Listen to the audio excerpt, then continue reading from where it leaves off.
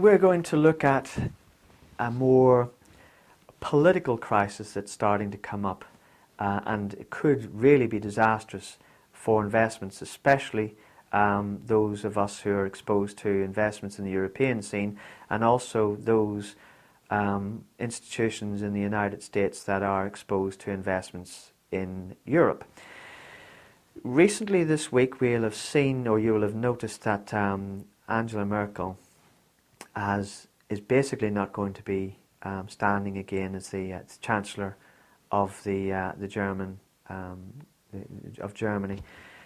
And why is this important? Well, it's very important from the point of view of political stability, and you can't ever discount political stability for the value of investments and liquidity of investments, and it's an extremely important aspect of the investment cycle, because through political stability or instability we see sovereign bond risk, we see political risk, we see funding risk, we see a lot of things, structural cohesiveness of society. All of these things can have a positive or negative effect on the value of investments in a particular region.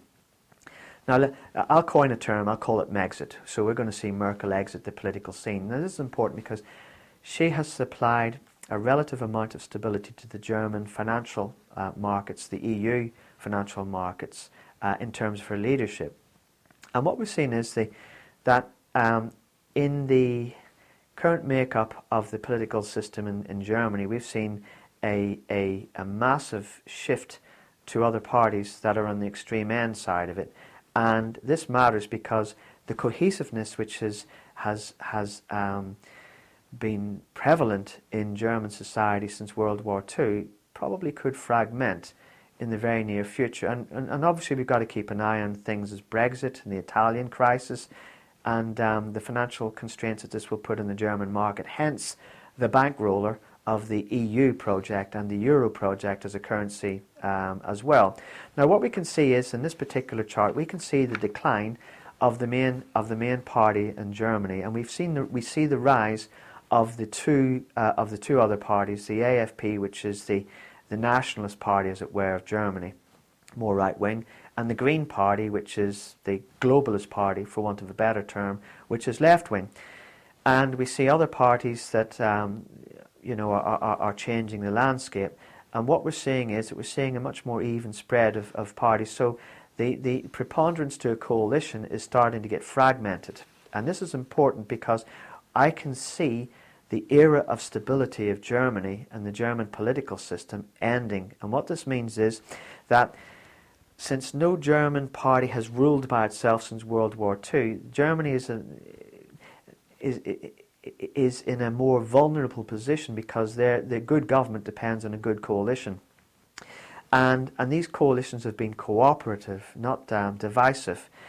Now, with the very unpopular immigration policies of Germany, we've seen the rise of the AfD in particular, and then we've seen the counter-rise of the Green Party. It's rather like in American politics, the Republican right, the Democrat left. So we're seeing a mirror sort of version of this, but in Germany it has got much more financial problems potentially coming up, because there are other countries within the Eurozone that are going to have problems as well.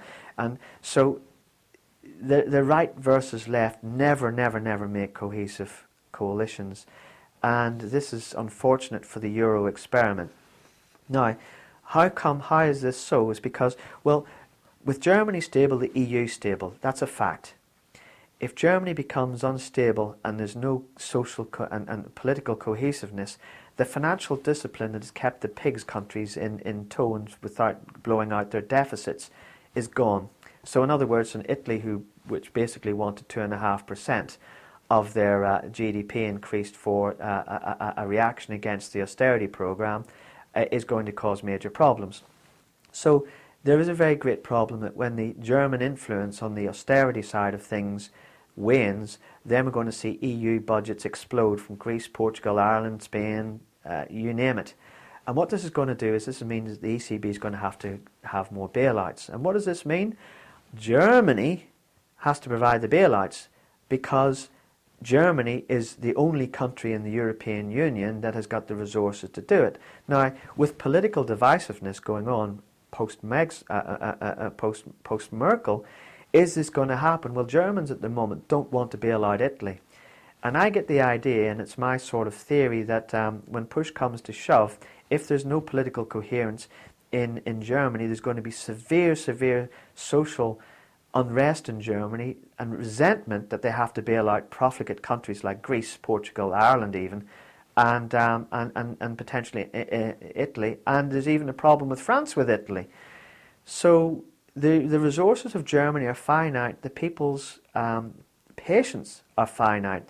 So what I could see is that as the political outlook changes and as the attitudes harden, there could be a flight from the euro as a reserve currency, and what this would have is that devastating consequences, because we'd see a huge devaluation of the euro. What does this mean? It means that the euro against the US dollar becomes much cheaper. It means that US exports become more expensive. So there's a real follow-on effect on this. So companies that are export-driven to Europe might actually be really hit hard by a collapsing euro as the political system, as the political cohesion bound by Germany falters.